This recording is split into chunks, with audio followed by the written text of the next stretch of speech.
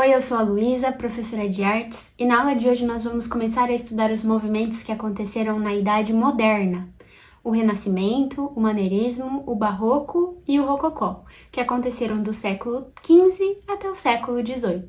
O Renascimento, eu diria que é um dos movimentos mais famosos na história da arte. Quem aqui nunca viu uma foto desse quadro aqui atrás? O original, na verdade, é bem menor. Esse daqui é só uma réplica, um quebra-cabeça de 1000 peças que eu montei quando eu era adolescente. Mas a Renascença pode ser dividida em duas partes: a Baixa Renascença e a Alta Renascença. O que acontece é que a gente conhece mais sobre a Alta Renascença. Mas como que um período tão robusto pode ser dividido em duas partes e a gente só conhece uma? Vamos lá, que eu vou te mostrar como funcionou a primeira parte. Primeiro de tudo, vamos analisar o nome: Renascimento. Renascimento do quê? Dos conceitos da Grécia e da Roma. Lembra nas outras aulas que eu comentei? Foi retomado o interesse pelas produções intelectuais da Grécia e de Roma. As obras de autores clássicos como Platão, Cícero, Homero e Aristóteles tinham sido esquecidas pelo público na Idade Média e aqui eles foram retomados. Então, no Renascimento, a gente tem uma presença muito forte do humanismo, que é o favorecimento da ação do homem. Eles não rejeitavam o conhecimento teológico, mas também não eram igual aos movimentos da Idade Média, que só consideravam que a humanidade não conseguiria alcançar nada sem a ajuda de Deus. Então, aqui, eles diminuem um pouco a importância da religião e aumentam o ego do ser humano, como quem incentiva e coloca num pedestal todas as realizações que o homem conseguiu até agora. Dois nomes muito importantes da primeira fase do Renascimento é o Fra Angelico e o Sandro Botticelli. E a gente já consegue diferenciar a temática só pelos dois. O Fra Angelico, ele pintava majoritariamente obras relacionadas à igreja e de aspectos assim lindíssimos. A gente pode ver nessa obra aqui da Anunciação como que até a arquitetura está inserida na pintura. E olha só essas colunas, se não lembra as colunas gregas. Aqui eu acho que tá mais parecido com uma coluna coríntia, não é? Mas você acha mesmo que lá, quando aconteceu a Anunciação, existia esse tipo de coluna? A arquitetura era desse jeito? As roupas eram desse jeito? Não era. Isso daí é a graça de poder atualizar a mensagem para a realidade que você está vivendo. Da mesma forma que existe Nossa Senhora e Anjo com o olho puxado, que as pessoas pintam lá pro lado do Japão, também existe com roupas da Renascença, arquitetura da Renascença, lá no meio da Palestina, de Israel, do Oriente Médio. Por outro lado, nós temos o Sandro Botticelli, e ele ama pintar temas da mitologia greco-romana, e pinta com essa temática renascentista porque ele faz parte desse movimento. Mas perceba como que é o planejamento, como os cabelos estão sempre esvoaçantes. É como se a gente pudesse colocar um óculos assim e vislumbrar como seria as pinturas lá na Grécia, porque todas essas proporções corporais e as técnicas que foram usadas para essa pintura remontam exatamente às técnicas da Grécia Antiga. O nome do Tiziano também é muito citado, um artista do Baixo Renascimento, e ele também pintava na temática greco-romana, assim como o Botticelli. E agora o prato cheio, a Alta Renascença. É aqui que surgiram as tartarugas ninjas. Então, se você se deparar com uma questão no vestibular que está perguntando os nomes, é só você lembrar da sua infância. Quais eram os nomes das tartarugas ninjas? Leonardo da Vinci, Rafael Sanzio, Michelangelo Buonarroti e Donatello. Muito bem. Então aqui, pessoal, não tem segredo. Lógico que existiram outros artistas nessa época que também foram importantes, mas os 4 principais são esses. Cuidado para não confundir um Michelangelo da Renascença, o Buonarroti, com o Caravaggio, que vai vir daqui a pouco no Barroco, porque ele também era Michelangelo. Michelangelo era um nome muito comum naquela época, como João hoje em dia, Miguel, né? Que seria o caso. Mas às vezes tem gente que confunde. Então a gente tem pinturas com ponto de fuga. Luísa, o que é isso? É um ponto bem no meio, assim, normalmente, da pintura. E todas as linhas de arquitetura, de pessoas, de mais perto, mais longe. Se a gente for pegar uma régua e sair traçando, vai dar tudo no mesmo ponto de fuga. E isso é uma coisa que ajuda a gente a desenvolver perspectiva, volumetria, luz e sombra, que era uma coisa que eles usavam muito. O que revolucionou a Mona Lisa, né, entre muitas outras coisas, é a técnica que o Da Vinci usou com o chiaro escuro, que é uma técnica de esfumato, para deixar tudo bem esfumadinho, igual a gente faz na maquiagem. A gente também esfuma na pintura. Então a gente tem uma retomada dos conceitos greco-romanos. Por isso que existe a pintura do Rafael, que é a Escola de Atenas. E aqui é muito interessante nessa pintura, porque ele se esconde nela, em várias fases da vida. Então tem ele velho, ele novo, ele adulto, ele adolescente. E ali no meio a gente tem o Platão e o Aristóteles. Percebe como que o ponto de fuga dá exatamente no meio dos dois? Olha como as pessoas estão na mesma linha, a arquitetura também, tudo culmina pro ponto de fuga. Gente, isso daqui é assim, a virada de chave do Renascimento. Também tem a obra do Da Vinci, o Homem Vitruviano, que nessa obra ele prova que o corpo humano ele é totalmente matemático. E eles usavam muito a proporção áurea naquela época. O número de ouro, que é 1,1614. Então eles conseguiam ver um padrão da natureza, que a gente consegue achar esse número da natureza, e aplicar nas obras de arte. Gente, isso daí é de uma dificuldade gigantesca. Mas naquela época não bastava só você ter aptidão com o desenho para ser artista. Você precisava ser cientista, matemático, astrônomo. Você era de tudo um pouco. E a arte acabava sendo só a cereja do bolo, só o seu hobby, assim. O Leonardo, em específico, ele foi um artista genial. Muitos cadernos dele ainda estão fechados, porque com o passar dos séculos, né, as páginas foram grudando, então a gente não teve acesso à totalidade da obra do Da Vinci até hoje, porque a gente não tem tecnologia suficiente para abrir aquele caderno sem rasgar uma página na outra, enfim. Ele fazia muitas coisas legais naquela época. Porque como que uma pessoa consegue desenhar anatomia tão bem, sendo que não tinha tantos avanços assim na medicina? Ele dessecava corpos clandestinamente. Ele fazia o próprio estudo dele. E desenhava tudo que você imaginar, corpo humano ele já desenhou. E era assim que ele construía um repertório de anatomia e conseguia fazer retratos tão fidedignos à realidade. Duas obras muito importantes do Michelangelo são a Pietà e o Moisés. E aí eles dizem, reza a lenda, né, que quando Michelangelo terminou de esculpir o Moisés, ele foi lá, sabe quando a gente faz aquela reflexologia de bater o martelinho assim no joelho e o joelho vai pra frente? Ele fez isso com o Michelangelo e falou assim, fala meu filho, tipo, em italiano, né, parla, porque tava tão realista que só faltava ele começar a falar e criar vida, assim. Mas o Michelangelo tinha uma coisa muito sensitiva em relação às esculturas dele, porque ali era tudo feito de mármore. Então, quando ele ia lá na marmoraria, ele andava assim no meio das pedras, são pedras enormes, né? E aí ele sentia, com o sentido aranha dele, o sentido artista dele, sentia que ali naquela pedra tinha um Moisés. E aí, às vezes, as pessoas até falavam assim, não, mas essa pedra aqui tá perdida, tá vendo? Ela tem essa rachadura, não sei o que, não sei o que lá. Ele, não, aí dentro tem o meu Moisés. E aí ia Gente, dá um trabalhão esculpir pedra. Muito trabalho. Mas esses artistas aqui, ó, gente, é de tirar o chapéu, porque eles eram muito habilidosos, muito habilidosos. O teto da Capela Sistina, como não mencionar, gente? Que obra de arte. Essa obra de arte, na verdade, é uma prova de que o Renascimento não deixou de lado o conhecimento teológico. Eles ainda usavam como tema. Mas você percebe que o jeito de retratar um corpo no Renascimento é completamente diferente do jeito de retratar um corpo na arte bizantina, como a gente viu na aula passada, não é mesmo? Eles têm muito mais volumetria.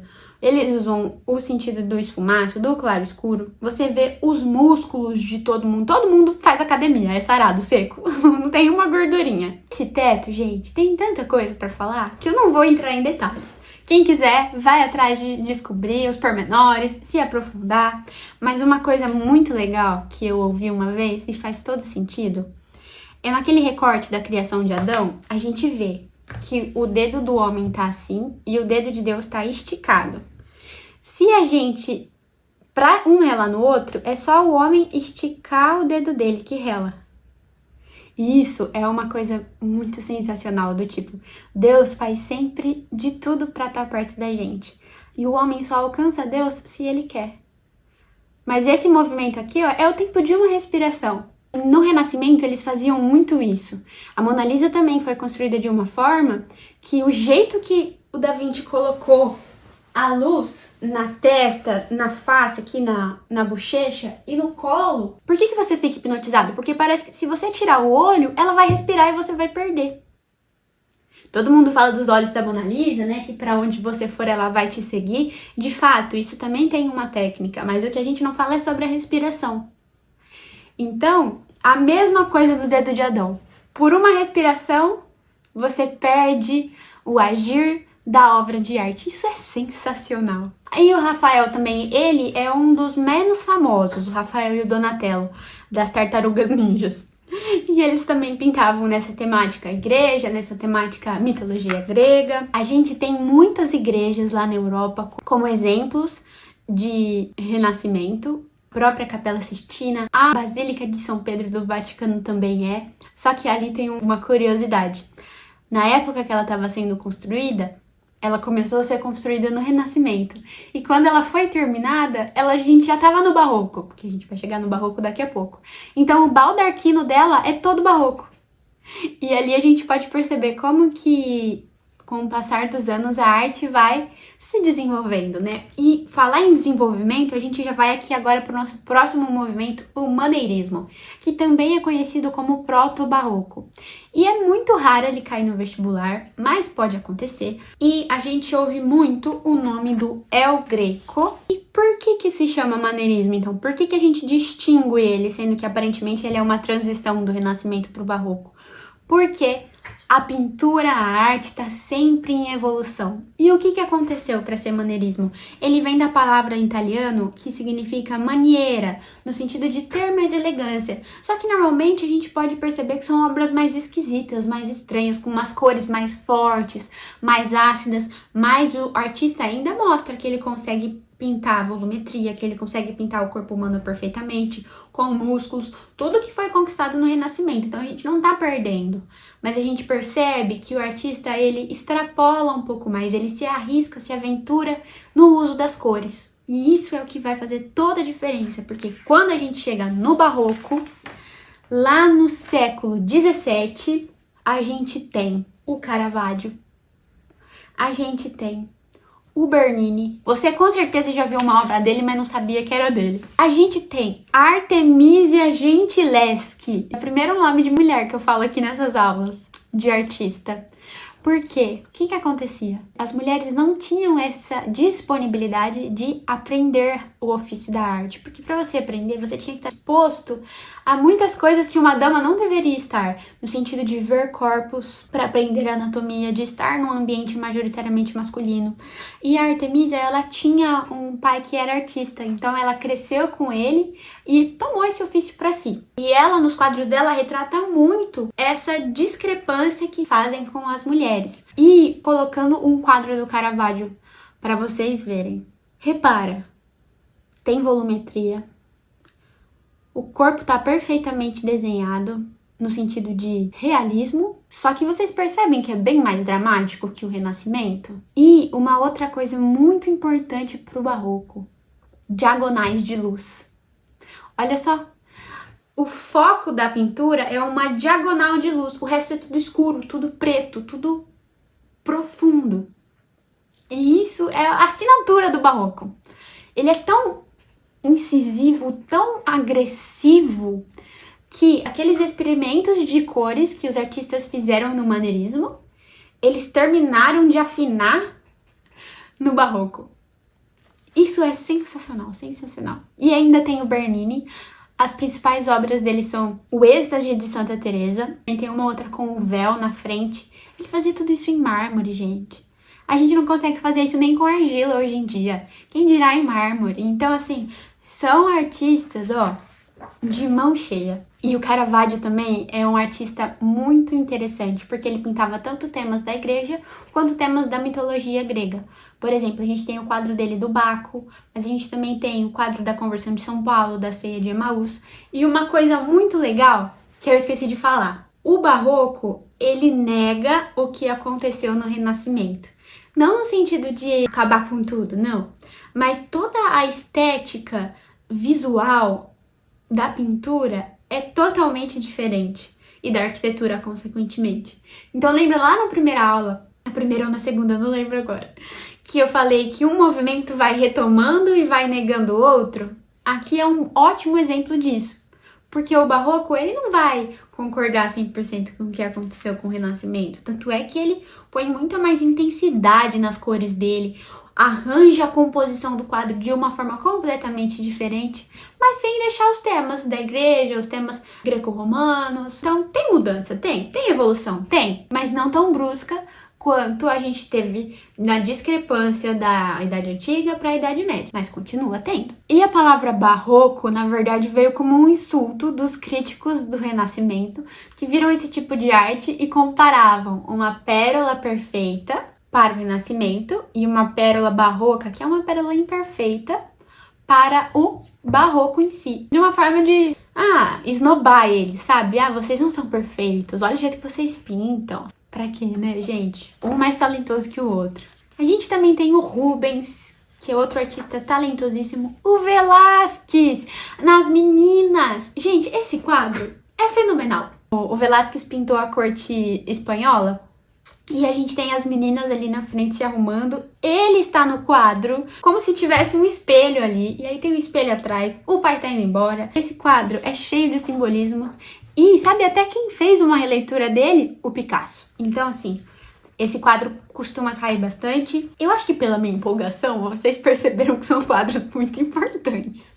Mas é que tem tanta coisa pra gente falar que eu não consigo entrar em tantos detalhes assim. Então, tudo que me cabe é pôr uma empolgação pra vocês quererem pesquisar mais sobre. E por fim, a gente tem o Rococó, que é o finalzinho da evolução do Barroco. A palavra Rococó é a junção, também de uma forma pejorativa, do termo rocaille, não sei como pronuncia, com o termo barroco. E essa parte de rocaille era um estilo de fontes usadas de uma forma toda extravagante e cheio de adornos. E é exatamente isso que o rococó é. Um barroco com frufru. Para que era a produção do rococó? Era para escancarar a ostentação da nobreza. Essa obra aqui, do Fragonard, chama O Balanço. Essa obra é a assinatura do rococó. Por quê? Percebe que a composição do claro e escuro acontece em diagonal. A gente tem tanto a diagonal do balanço, a gente tem a diagonal oposta com a luz. E o que o barroco fazia? Diagonal com luz e composição em diagonal. Aqui a gente continua com essa temática. Mas a luz tá batendo aonde? Na moça, com seu vestido todo emplumado, o sapatinho voando, tem uma fonte de um anjinho ali do lado também. Tem duas pessoas mais no escuro nesse quadro que a gente quase não vê. Tem até um cachorrinho ali embaixo. Mas por que o rococó existiu então? Para retratar a diversão dos ricos ociosos ao ar livre. Essa é a maior temática. Lógico que tiveram outras obras, mas você sabendo disso, você já vai desvendar tudo que aparecer na sua frente. Então, retomando. O Renascimento aconteceu logo após a queda do Império Romano Oriental e o Rococó aconteceu pouco antes da Revolução Francesa. Então, a gente estudou hoje esse período do século XV até o século XVIII. O Renascimento, a gente retoma os conceitos greco-romanos, tem o chiaro escuro, tem o esfumato, obras que vangloriam o lado humano, anatomia perfeita, proporções perfeitas. O Barroco já ignora um pouco dessa técnica, continua com anatomias perfeitas, mas coloca composição e luz em diagonal com muito drama, um contraste muito alto. O que é um contraste? É a diferença de uma cor para outra. Então, se eu coloco o amarelo do lado do laranja, tem um contraste pequeno, porque são cores próximas na teoria das cores. se eu coloco o azul do lado do roxo, também são cores próximas, né? Tem um baixo contraste.